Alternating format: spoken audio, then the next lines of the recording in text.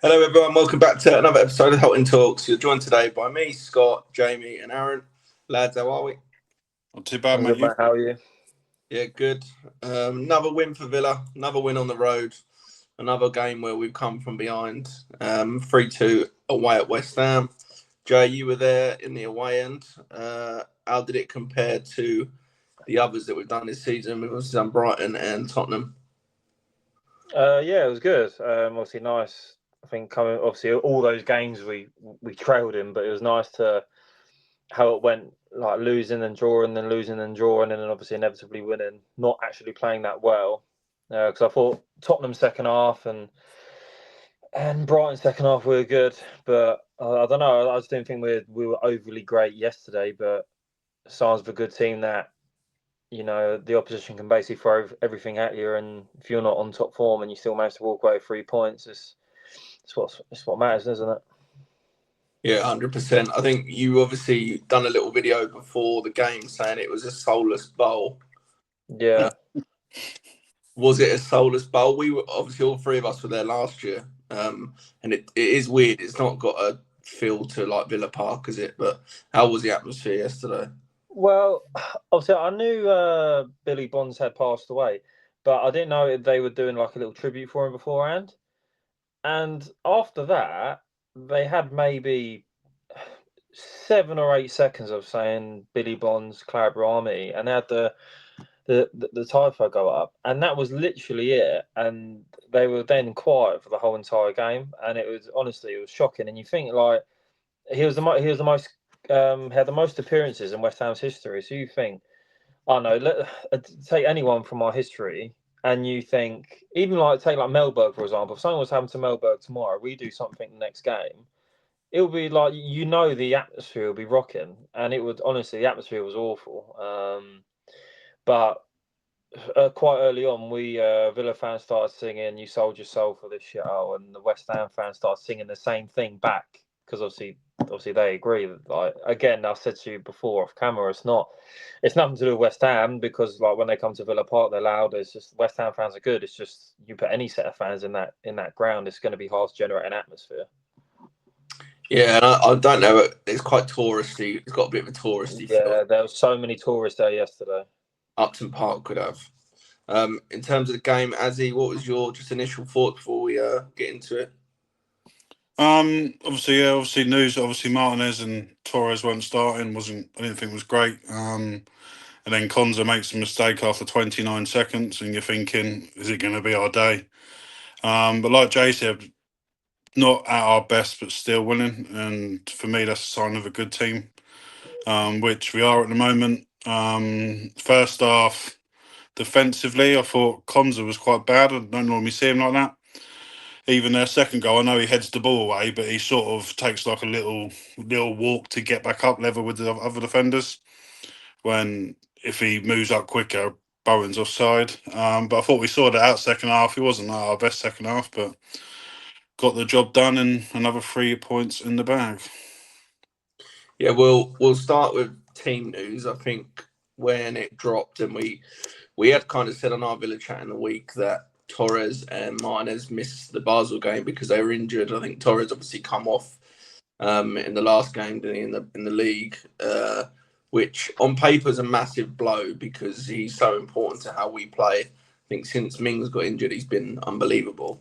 Lindelof is obviously a steady replacement, but he's steady at best. And I thought he did okay yesterday, to be fair, but he's not going to blow you away. And Bezo, I think, is a bit of a funny one. I think he played really. This is just my point. I think he played quite well the first few games, but he's looked a little bit shakier the last few. But I don't know if that's because he's been out of the team for a while. Didn't have loads to do yesterday. But the rest of the team, I think, kind of picks itself at the moment. I think we've said on the last few pods that we've done either together or you two have done or me and Jay have done that. I think Kamara and Anand needs to be playing, but Yori needs to be playing. Rodgers and McGinn kind of pick themselves. Initial thoughts on the team when it come out from both of you? It's So yeah, apart from if the obvious replacements to come in for Emmy and Torres, I actually didn't think Lindelof played that badly. Considering it was his first start in the league for us, I thought he was quite controlled. Obviously, he's no Torres with obviously playing out the back, but defensively, he's not too bad. And obviously, he did set up the third goal. I know it was a simple pass, but obviously he did set up the third goal.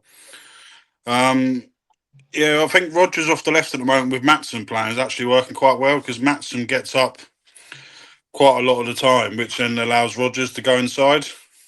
So I think at the moment with Matson starting left back the last few games in the league and Rodgers starting off the left, I think it's actually working quite well for Rodgers, which allows him to drift inside. So yeah, apart from that, obvious changes. Hopefully, Torres ain't out for too long. It's a massive loss. And I think I'm the same with you for Bezo. I think his shot stopping's good, but he's the commanding of the area. He was targeted from set pieces when he from West Ham. So hopefully, to say Emmy's back. Hopefully for the next game. Yeah, Jay, what was your thoughts when the team come out, or thoughts of people around you in the ground? Well, actually, when I was obviously we saw it last season, where the Olympic Stadium is at the London Stadium. You have the Westfield, the Stratford Shopping Centre. So I remember when I was walking through there, saw one of the Facebook groups that someone said that Emmy's son plays in the same football team as him, and he said he's down here. He's up in Birmingham watching his son play football, so he can't be playing. And obviously, people say that all the time. You don't know what to take of it, but I thought, okay, that's interesting. Also, I saw Dave and Sammy outside the ground. I said to them, I was like, oh yeah, apparently Emmy ain't playing, and they said it'll be a massive blow. And obviously, so do I. I still think he's our best player. So for him not to play, it's massive. But again, with what you say about Bezo is that with the set pieces, I feel like his card's been marked in the sense of the Brighton game. He's cost us there, and obviously even the Basel game as well. Just obviously we're comparing him to Emmy, and that bar is so high, so no one's ever going to be able to match that for Villa fans. But I thought again, yesterday, obviously being the first half, obviously being quite close to the pitch, you don't obviously the cam's never on the goalie, but he was chatting all the time. Obviously, what you expect from a goalie, but he was chatting the whole time. He was actually commanding Esri and Lindelof on just chatting to them the whole entire time. His distribution's okay. It's just again, it's just the only time. The only thing I worry about is when the ball's up in the air and he's coming to claim it. That's when I worry. I'm like, oh God, like, is he going to miss this? Is he going to fumble it? And he had one in the second half where he came out. He's punched it, and he's punched it like half wide as well. So I'm thinking like, okay, that's good. Like, just, don't just flap it. And then Lindelof, I was actually happy with. Again, Torres is a massive loss because I think we've spoken before. You need Torres playing for the way we play.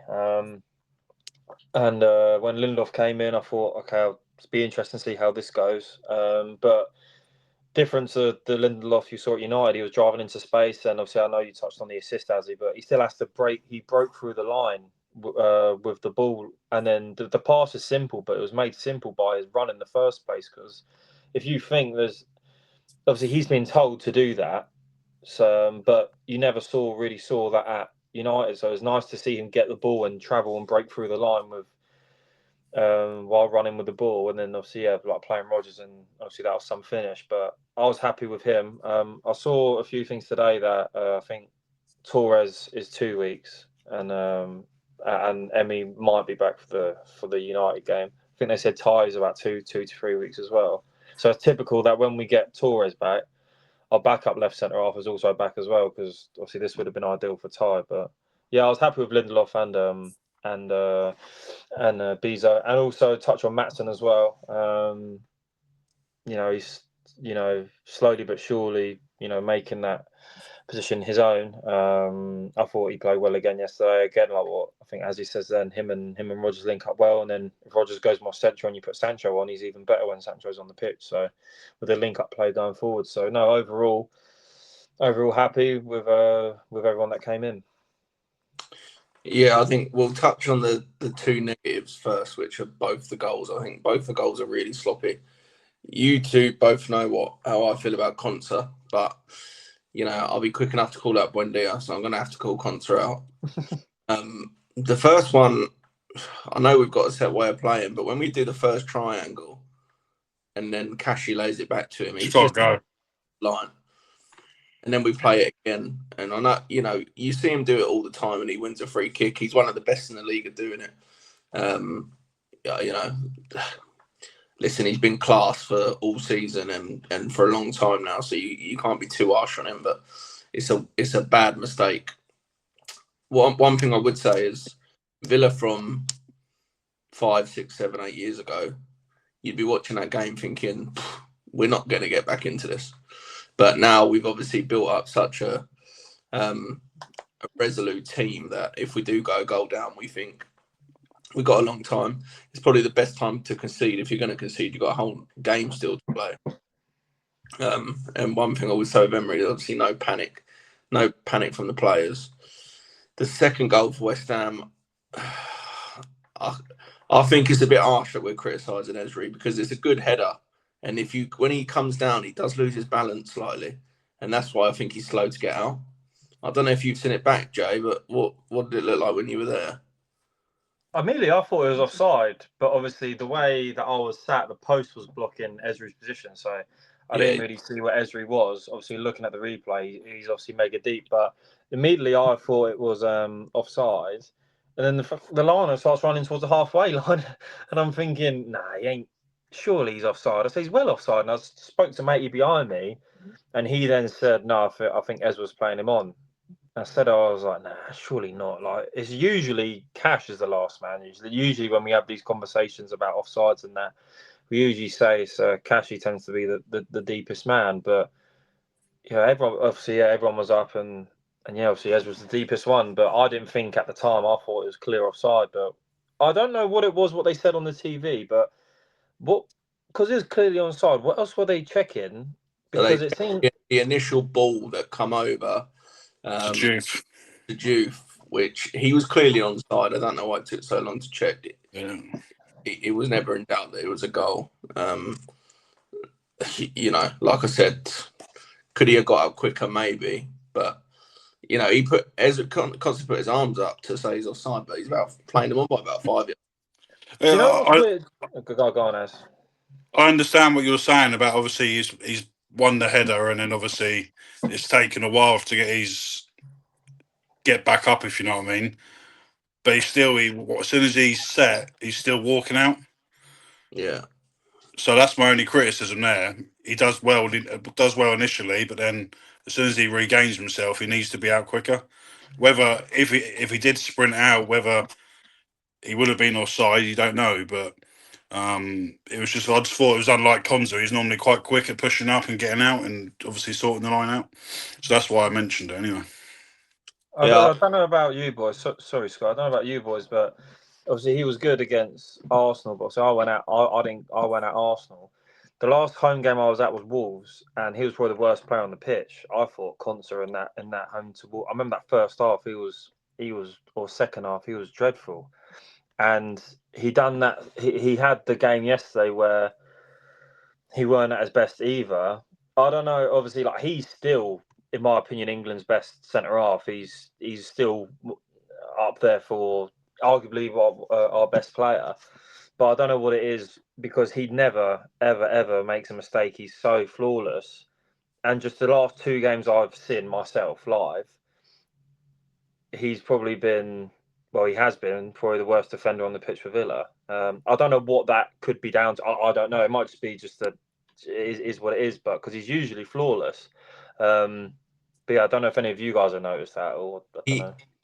When he made that mistake, I thought he's looked like he's had that in his locker for the last few games, and I don't know whether I think you've heard a lot of pundits saying a lot of players are playing at their peak at the moment, and maybe he's just had a slight drop off in them games, and we are used to him being flawless, like you said. I don't know if you've seen it. When Villa always post after the game and Luca Dean's giving it another one, and then Anana's giving it the 3 points in the pocket. Well, the one yesterday when Konsa comes off, I don't know who he shouts to, but he's like, Morgan saved me big time. Yeah. So I think we're so used to him being up here, and I think that the last few games he has probably just slightly dropped off. He plays a lot of football, which is one thing I would say. But maybe that's it. And listen, every player's entitled to have a slight drop off, but I think every other. He's one player we can't criticise. I'll tell you, Ezri Konsa.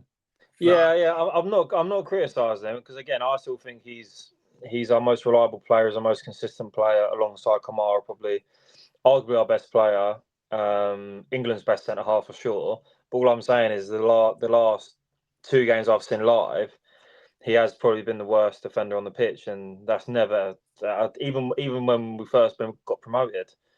You know, he was head and shoulders above Engels and etc. Do you know what I mean? It's just nothing I ever would think I would say. Nah, I think there is something in that, but like I said, I think it's just he's had a very slight drop off, and whatnot.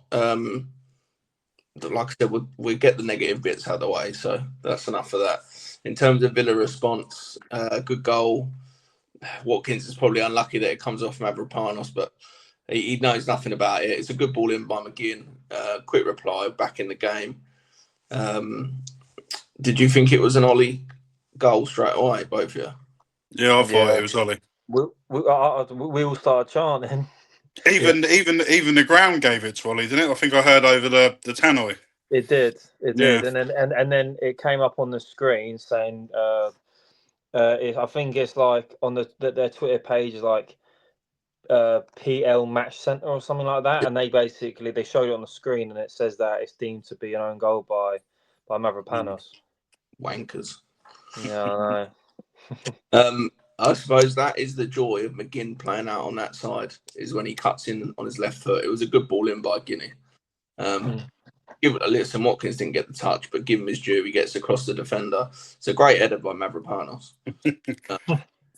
But then obviously West Ham go back in front, and then we'll get on to Rodgers. I mean, we get into half time.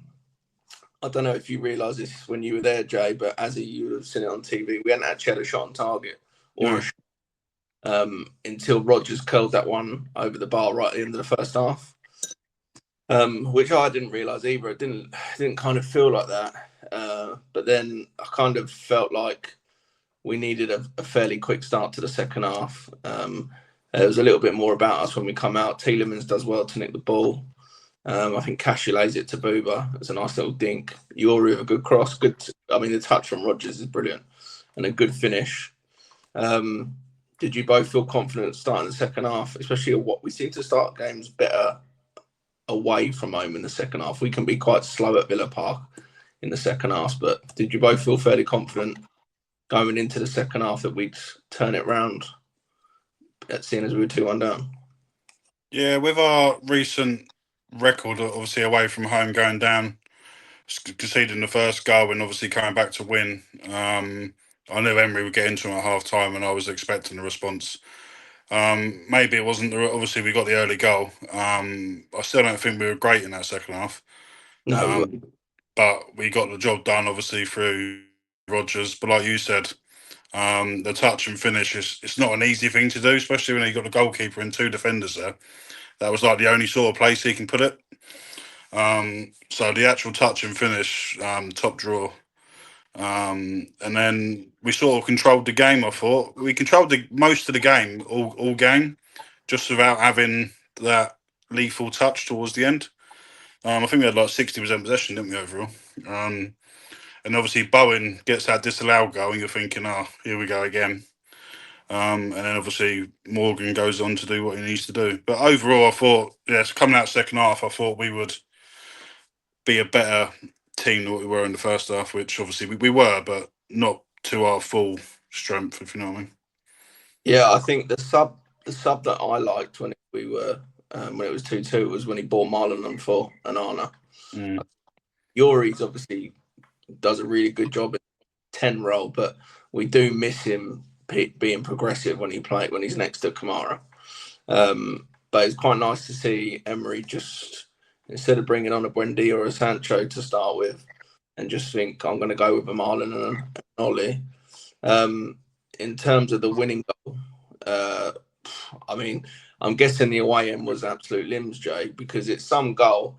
I think I've watched it back a couple of times, and I don't know if you noticed this, has, but Rodgers actually gets it and ends up on the right wing because he kind of where the ball goes, and then when it ends up back at Lindelof, Yeah, so he passed. Rogers passes it back to McGinn on the right hand side, doesn't he?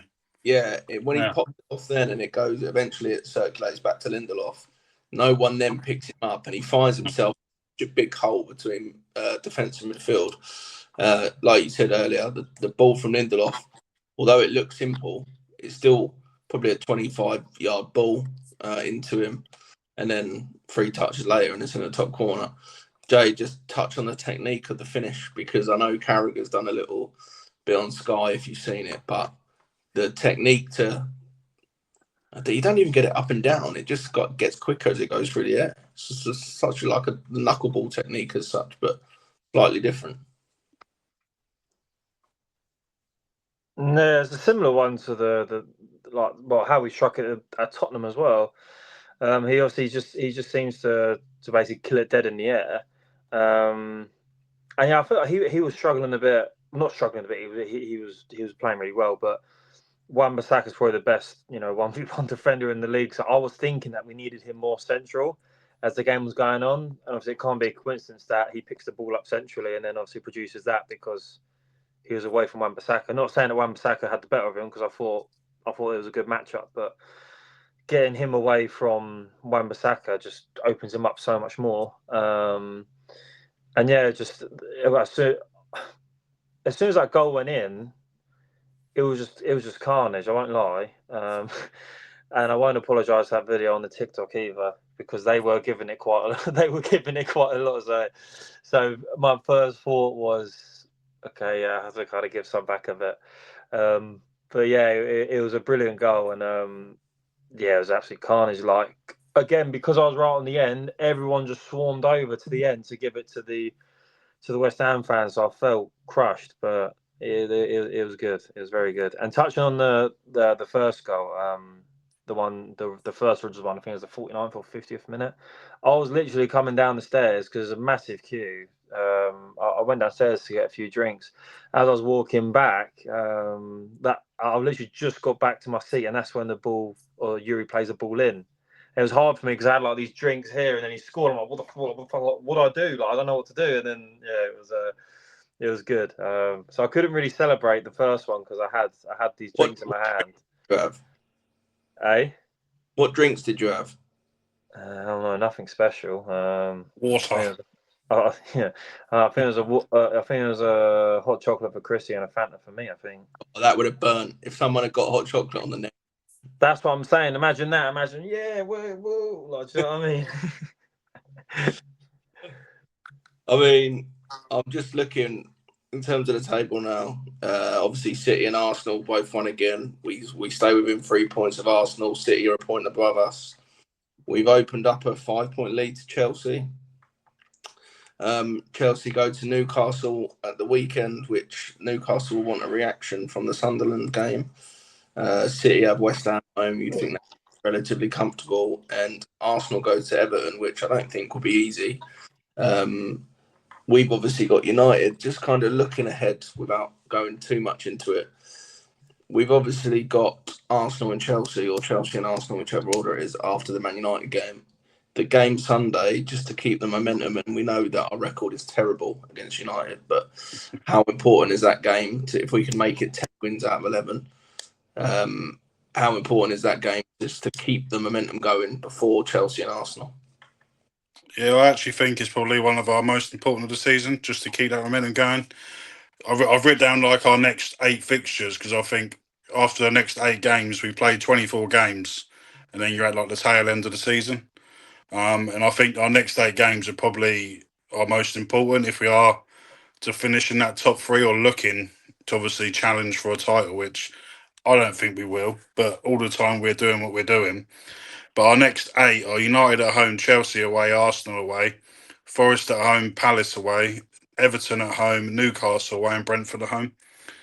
I think if we get out of them 8 games with still in third place and like 3-6 points behind Arsenal, Man City, I think we'll be in a good place going into the last few games of the season. But a win is needed, I feel, on Sunday just to keep the momentum going into Chelsea and Arsenal. But like you said, we never seem to play well against Man United. Never.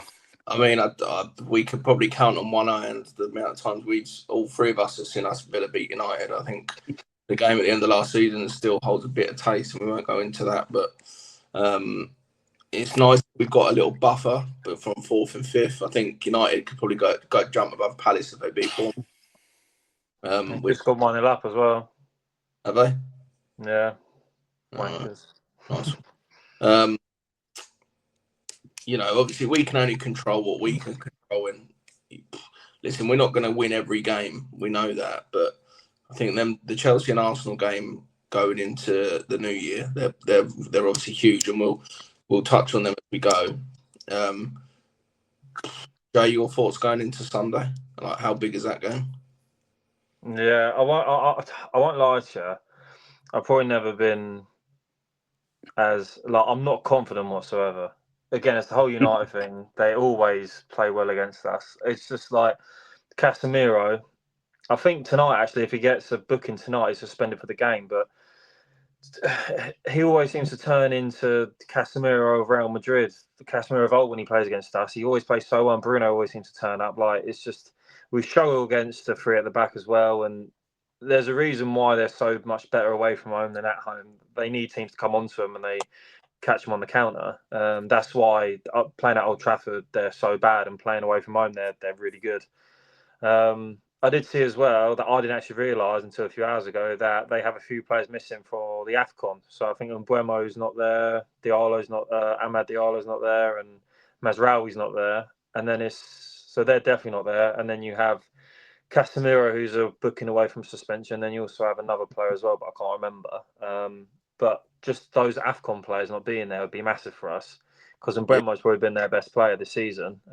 So for him to not be there is massive. The only thing that's keeping me, it sounds weird. It sounds weird to talk about it in this way, because United aren't on paper that great, but it's weird to talk about it this way. But if the way we're playing, it's the only thing that's given me confidence that we can get the better of them. Like Kamara, Tielemans, Rodgers, they're all on form. Onana, Cash.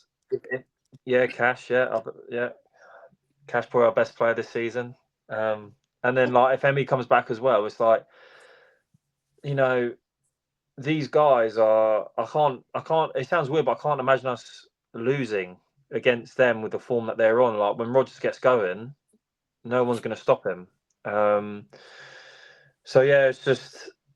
Like I said, I won't lie. I'm not confident whatsoever, but we have to believe. We have to have hope. I mean, we've gone into harder challenges before and absolutely breezed it. So it's football. It's unpredictable, but yeah, it's a weird thing against United. I mean, you ask a lot of Villa fans. Again, they'll probably say the same thing. Count on one hand how many times that we've beaten them. For me, off the top of my head, obviously, we've got Unai's first game. The Courtney Hawes won 1-0, and the Gabby won 1-0. Apart from that, it exceeds my age. So that I can only remember 3, and I'm 24 years old. Do you know what I mean? So, I mean, I'm 37, mate, and there ain't that many. There's the famous one. Said you don't win nothing with kids when we won 3-1 first game of the season. 95, 96. We obviously beat them in the League Cup final in 95. That's what I mean. In my lifetime, there's only 3 times. In my lifetime, since 2001, I can only remember 3 times that we've beaten them, and that's it's mad. There's a United fan at work, and he said he was like, "Is there still that?" Because I said I was like, "We always struggle against United," and he said he was like, "Do you think it's not a fear factor, but do you think it's like the way that United, like the size of the club and obviously the history behind it, their DNA, like, do you think that still is there when clubs come to play?" And I said, at first I went, "No, I don't think it is, because teams take it to United now." But that's why I think the United are winning, because teams take it to United and they need teams to press them. This is why I'm nervous for Sunday, because if we go out all guns blazing and try pressing from the off, that's where their bread and butter is. We say it all the time with us, when teams press us, it suits us because we get to play through the lines. We struggle to break down low blocks. Amrim can't break, like his team, the way he sets up, they can't break down a low block. So we're similar in that way, but yeah, it's just Sunday. We need a win because you look at Stamford Bridge and at the Emirates.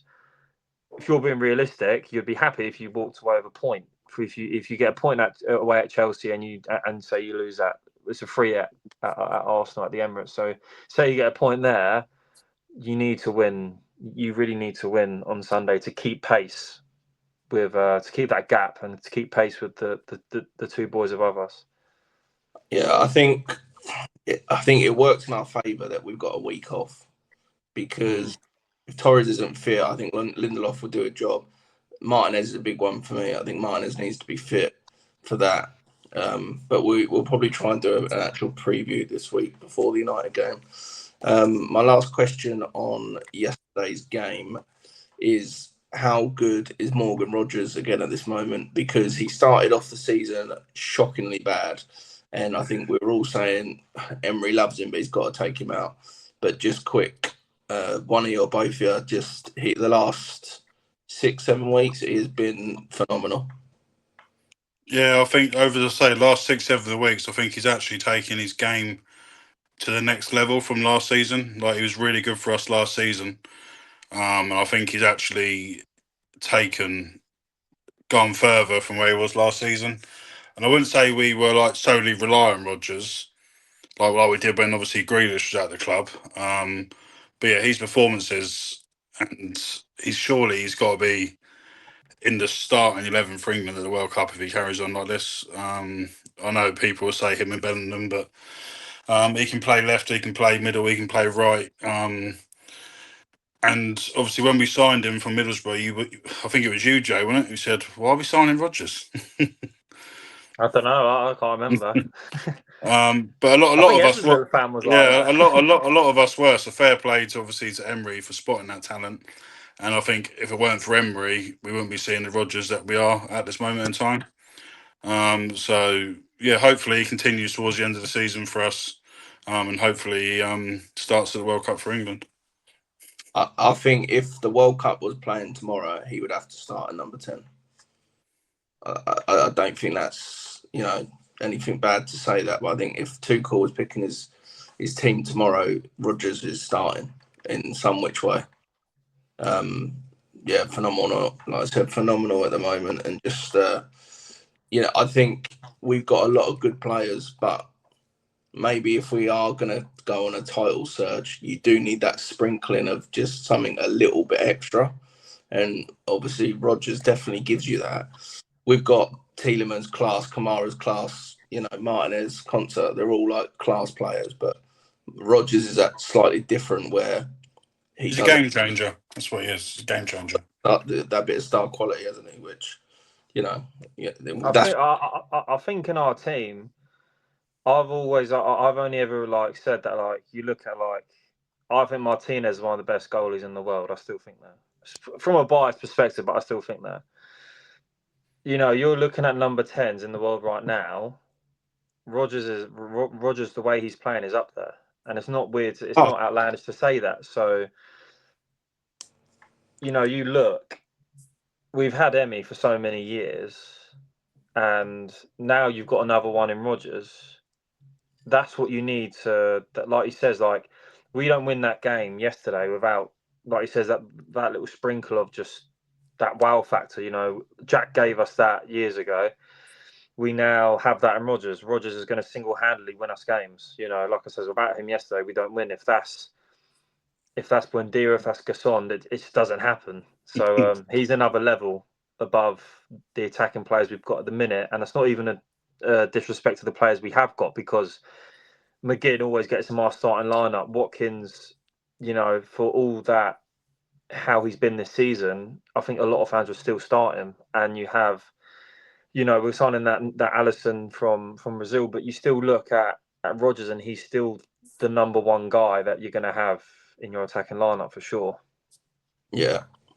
Yeah, 100%. I thought before we wrap up, it's definitely worth mentioning because he was class yesterday. Right, that'll do for yesterday. We are going to resume our me and Jamie battle off, or whatever you want to call it, because it's been a while since all three of us did one. So, Azzy, I will hand it over to you. Thank you. I think it's currently 6-5 Jamie going into this one. So with the Newcastle Sunderland game the weekend, I thought I would do something regarding Villa Birmingham, and I want to take it in turns to name me the last 10 goal scorers versus Birmingham. That's tough. So it goes back to 2011. Jesus, that's good. Okay. So Jamie, I'm holding up a number 1 or 2 in my hand. Which one is it? 2. It was number 1. Scott can go first. Brilliant start. I'll go Grealish. Yeah, so obviously he was the last one in a 1-0 win, 18-19. Obviously we can't repeat. I know he scored again. We can't repeat him. Oh, okay, got you. Do you get the same point whether you get person number 10 or person first? Same point. Yeah. Okay. I'll go for Hutton. Hutton, yep. So he was the fourth person on the list. Conor Hourihane. Yep. So he was 6th on the list. So Hourihane scored in a 2-0 win, 17-18. I'll go for Gabby. Yep. So 16-17 with a 1-0 win. Uncle Albert. Yep. So he obviously scored in the 4-2. I'll go for.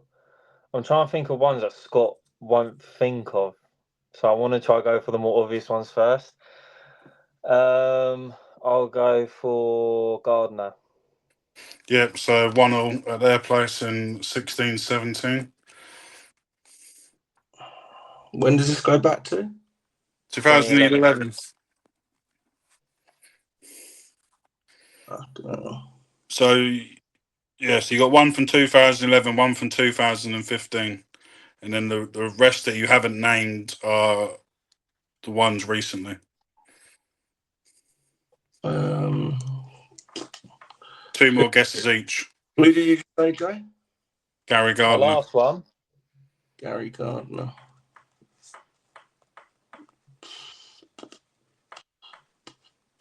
Just I can't try to think of the games that we played against them. As question, if Scotty says someone and it ain't right, do I get to sweep up or anything, or is it just do I just No, just you say get the secret? 5 guesses each, and if you get Okay. however many you get right. So let's try and go through this. Can we have a time, please, ref? Yeah, I'm gonna.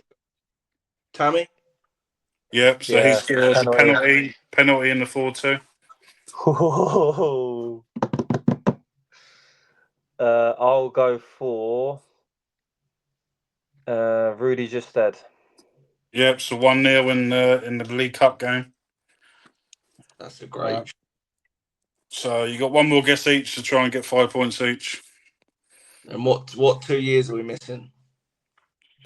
Jamie, you happy for me to say 2 years? I don't think I am happy for you to say as. I will not be saying it then.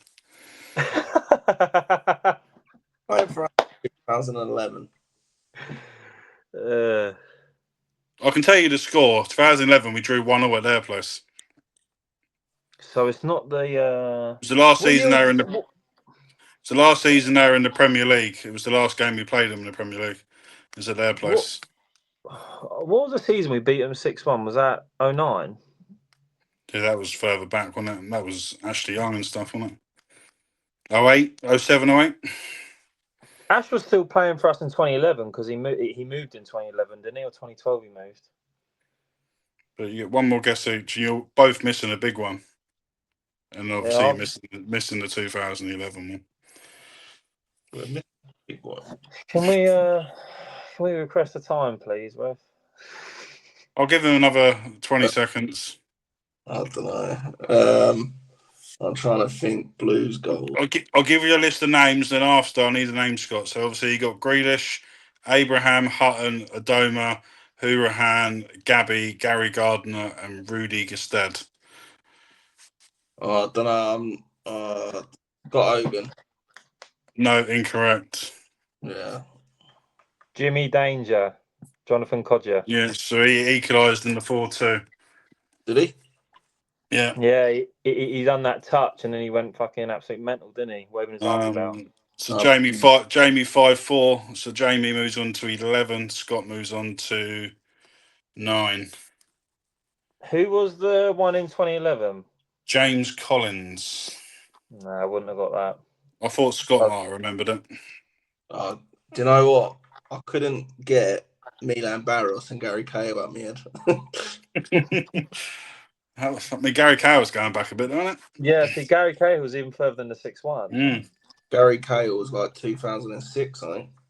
And Barros. Barros was way before the 6-1. So I know we were playing in that bloody Hummel kit. That yellow kit. Yeah. All right, 11-9 then. 11-9, Jamie in the battle. Well That done. was a good one. Yeah, good shot there. Another good one, As. We should probably mention Sunderland because I had Adam on, didn't I? When we played Sunderland. What a win for them yesterday, by the way. And what a prediction! What a prediction by me at the start of the season. Remember when you two battered an eyelid when I said Sunderland top half? I did think about this because I sent him a message and said, like, what a win. Like, fair play to Sunderland. And he's buzzing. And I did think, as he has called that early. Mm-hmm. And I predicted Villa top 4. You two didn't. Long way to go yet. Hope we want Az to be right. Did you predict Villa to be first and lift the title? No, mate. Just put him in a cheeky 4th, mate. Cheeky 4th. Too low. Right, that will do. We will try and get back before the Man United game. If not, we will jump on after. I'll try and get Danners on if I can to give a bit of a United perspective. I think that's it. We got anything else more to say? No, up the Villa. That's it from me, mate. Hit the comments, hit the like, hit the share, follow us on TikTok if you're not already. Subscribe to the YouTube channel. And we've hit 4,000 now on TikTok and we've hit 500 on YouTube. We're up to about 570, I think, on YouTube now, and we're nearly at 4,100 on TikTok. So keep following us, we appreciate it. And up the Villa from me. Up the Villa. Up the Villa.